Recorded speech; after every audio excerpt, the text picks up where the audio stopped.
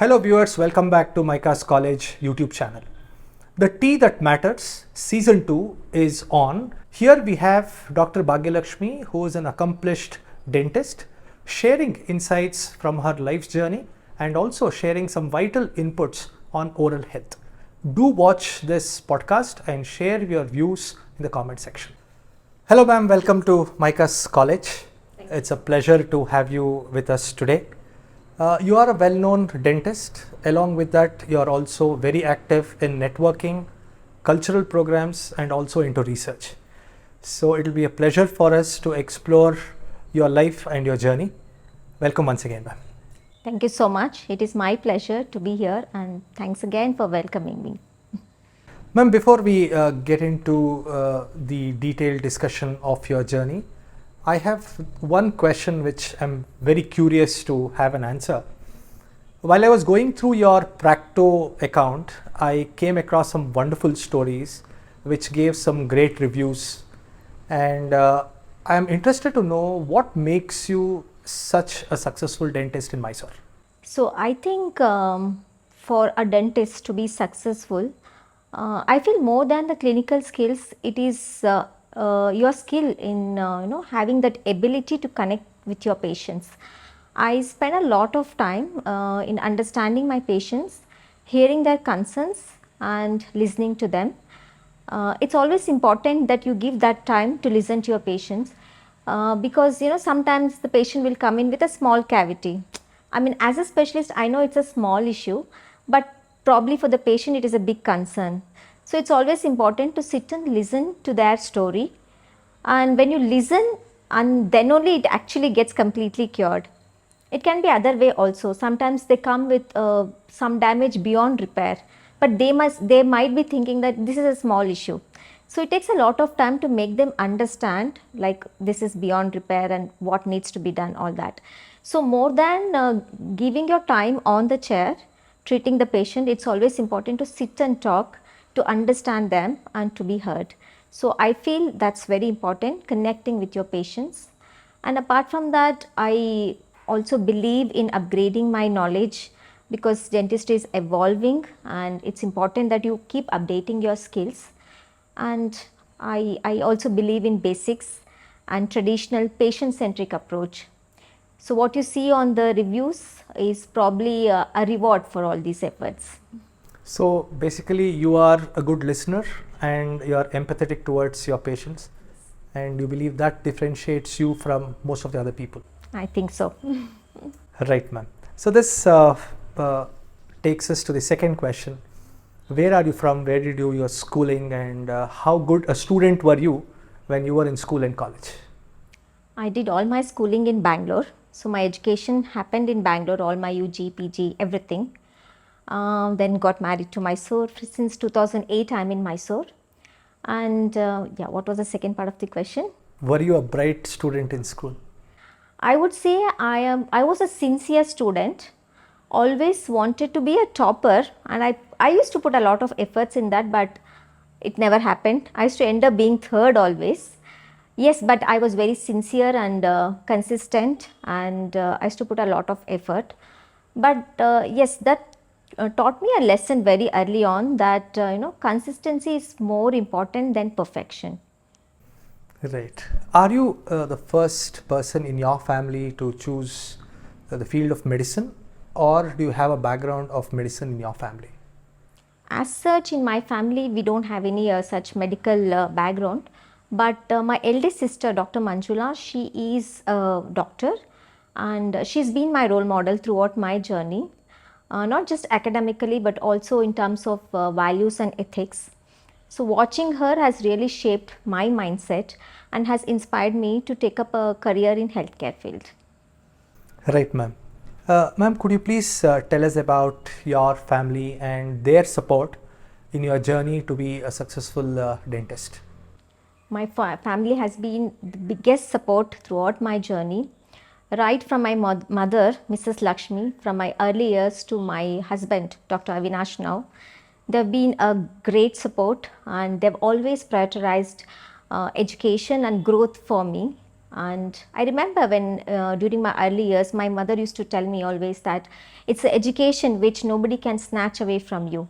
So that stayed with me, and even today my husband supports me thoroughly, and he understands how much I love learning and growing. What are the common challenges that a dentist usually faces in their career? Actually, people think dentistry is also a healthcare field, and normally what happens if they don't get a seat in medical, they end up doing dentistry. But dentistry and medicine is little different. Dentistry is more of skill based. You need to have that creative skills. Unfortunately, at the PU level, students will not be aware of that. So when they get into dentistry, if they don't have that nice hand skill, that creative skill, they struggle doing that, and then finally they realize that this is not going to happen. So of course, dentistry, if you are choosing, then you should be really creative. You need to have that nice hand skills, practical skills.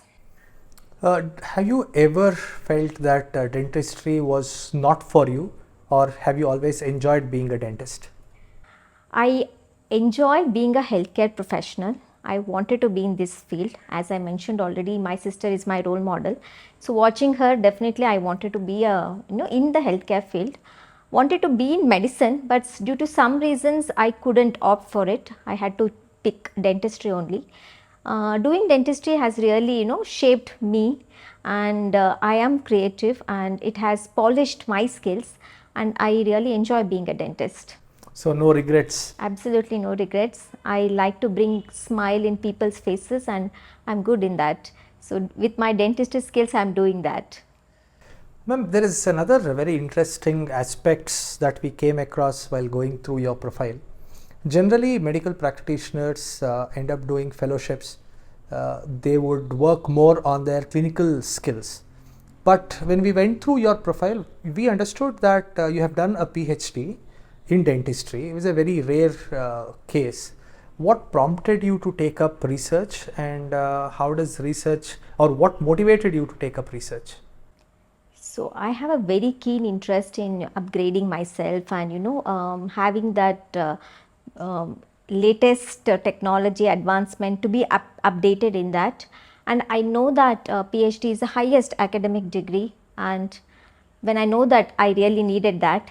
And of course, what inspired me to get into PhD was my second sister, Dr. Nagratna. She's the first in our family to get a PhD degree, and watching her reach that peak inspired me to reach there. And of course, I understand that in today's world, it's a research driven world, so there's a lot of emphasis given to research. Only if the research is doing good, then only you can upgrade your clinical skills.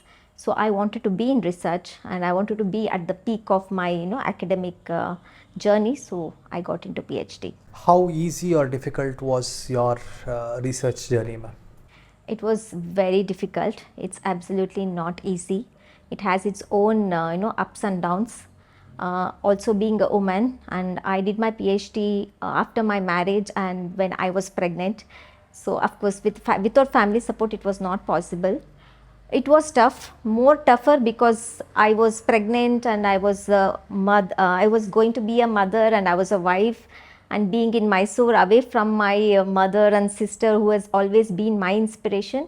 It was a tough journey, but once I get into it, I know that when you face challenges only, you get that reward at the later stage. So I did that. So now you are a proud PhD holder. What is your advice or message to all those people who are doing their PhD? PhD is not easy. I know that everybody knows that. Whoever wants to do PhD, who is pursuing PhD, everybody understands it is not easy. It's just like, you are taking that trekking, you're going on a Himalayan trek. It's difficult. The journey is going to be very much with lot of obstacles. But when you reach at the peak, you know that, wow. You've done something great. The view is awesome, and everybody should have that view. So you should continue, and you should complete your PhD. Ma'am, is there any advice that you would like to give the class 12 second PUC students who are planning to take up dentistry? Yeah. So people say dentistry is saturated now, but I believe if you're good, if you're unique, if you're focused, then you should opt for dentistry. Dentistry is actually a very rewarding profession. It's a wonderful profession with lot of technological advancements happening. With AI coming in, dentistry is revolving, and it's nice that if younger generation get into it, and if you're focused, then you should not fear about the saturation. You should definitely opt for dentistry. Ma'am, this prompts me to go to the next section, which is again another interesting phase of your life. I see often you are engaged in cultural activities. Your Instagram page is filled with a lot of interesting cultural related things. What makes or what keeps you interested in cultural activities? I love music and dance, and I'm very passionate to learn dance. So it's like my charging station. So when I hear my favorite music, I just dance my heart out. And when I'm doing that, I really forget that I'm a dentist or a PhD holder. So I just enjoy myself. So that gives you energy to go back to your work and deliver better. Yes. Right, ma'am. Ma'am, we also see that you are a very passionate traveler. We often complain that there is no time in life. So, how does Dr. Bhagyalakshmi balance so many things? You are a practicing dentist, you keep interest in teaching, you are active in cultural activities, and you also make time for your traveling schedule. How does all this happen? Honestly speaking, I don't believe in time management. It's all about energy management. So if you love what you are doing, then time adjusts around you. So that's what I do. I do what I love, and that's how I distribute my energy. So I travel basically for two reasons. Number one, as I mentioned earlier, I like to keep myself updated with the latest knowledge and technology. So I'm mostly traveling for my conferences or workshops to update my knowledge and skills. Second reason why I travel is because that gives me my me time. So this is the time where it gives me an opportunity to self reflect on myself. So I pause and think about what is going good in my life, what needs a correction, and I do self reflection, and that's my favorite thing to do. So these are the two reasons why I travel often. Which is the best place that you have traveled so far, according to you? UK, because again, of course, it's a beautiful city, and why I like is because my sister is there. So it's always nice to go and meet your family, and if that's a vacation and meeting a family, then that's your favorite destination. Where do you plan your travel this summer?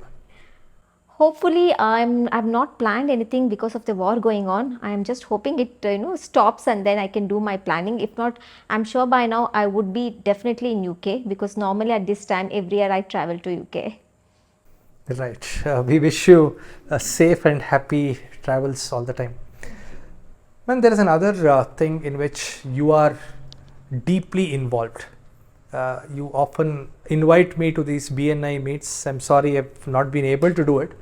But what made you to be such an active participant in BNI, and how is this BNI helping you professionally?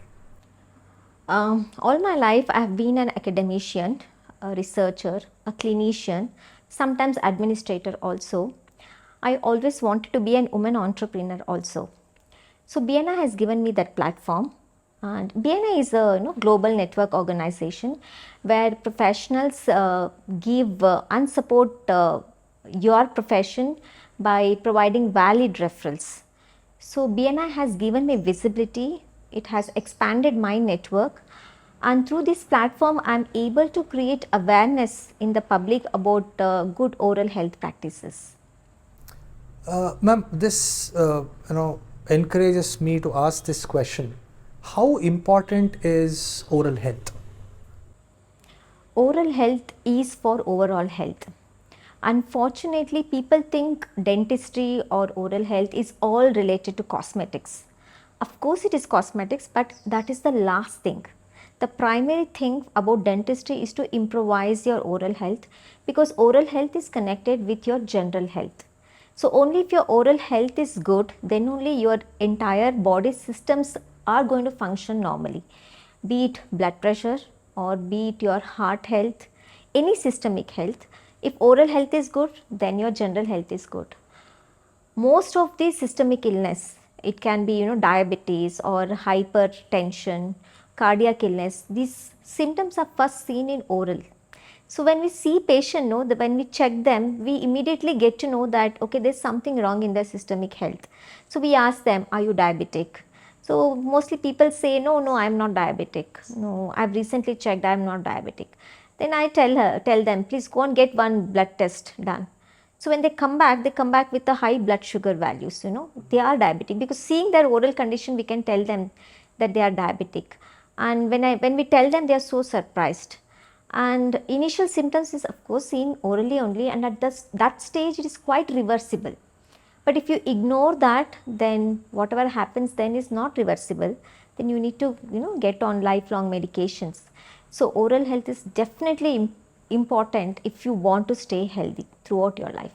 With our audience, could you please share a couple of practices which will help them to maintain their good oral health? Okay. Number one, wherever I go, people ask which toothpaste to use. So, of course, if you ask me, the best toothpaste is not available commercially. No, it's available in dental clinics. So, you need to purchase from dentist and dental clinics.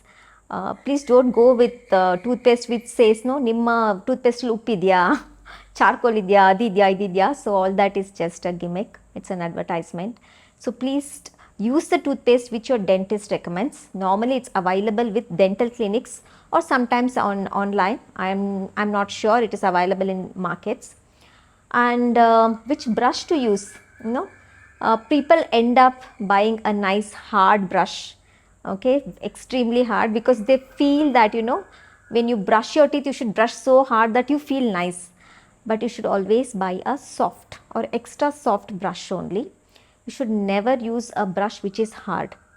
Just imagine, you have a car, and would you like to wash your car with a scrubbing brush? You don't, right?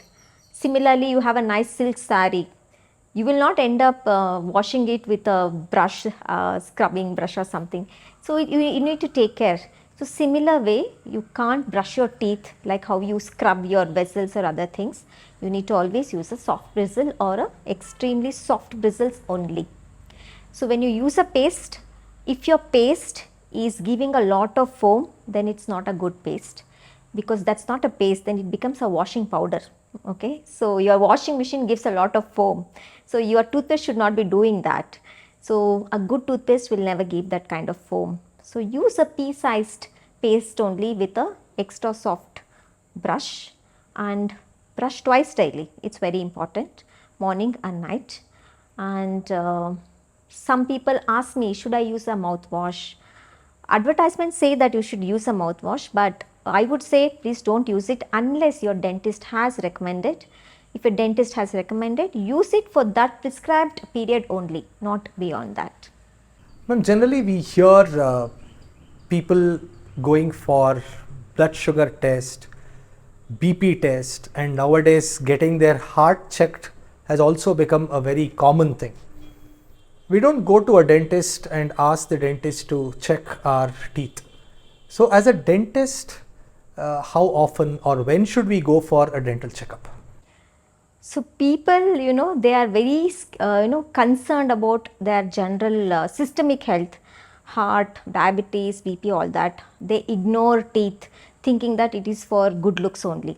So it is not so. So I have already mentioned why oral health is important. So I would like to ask a very one small question to you. What do you think would be the cost of an iPhone? Now 16 should be costing somewhere around a lakh and a half. All right, so 1 lakh. So people don't mind spending a lakh on a phone which they know that they are going to replace in a year or 2 year or 3 years, right? So how much would it cost for a routine dental checkup? Just the checkup. Somewhere between say 500 to 1000 rupees. So how many sets of teeth we have in a lifetime? One. So we have one set of teeth, and we know that we have only one set of teeth, and that is going to come lifelong. And people, hesitate to spend few hundreds to thousand to get that routine checkup done. So every 6 months, you need to get your routine checkup done. One is to save your teeth. Second one is to know whether you are functioning correctly or not. All your organs are functioning correctly or not. So a routine checkup every 6 months is important. Spend that 500 or 1000. That much is only needed. So ma'am, this brings me to the last question. Is there any other side of Dr. Bhagyalakshmi which we should know and you would be proud about? I think I'm quite an open book. But maybe what everyone will not know is that I love mentoring and guiding others, especially students and young professionals. And I find a lot of joy, in sharing knowledge and helping others grow. This is something the students should note. Maybe you're a dentistry student or not, or somebody interested to build business. You can get in touch with Dr. Bhagyalakshmi and get some inputs for your improvement. Thank you so much, ma'am. It was wonderful interacting with you. I'm sure a lot of viewers will benefit with the insights that you have shared with us. It was a pleasure having you here. Thank you so much, and thank you for this wonderful opportunity. I truly enjoyed being here, and thank you for welcoming me. Thanks.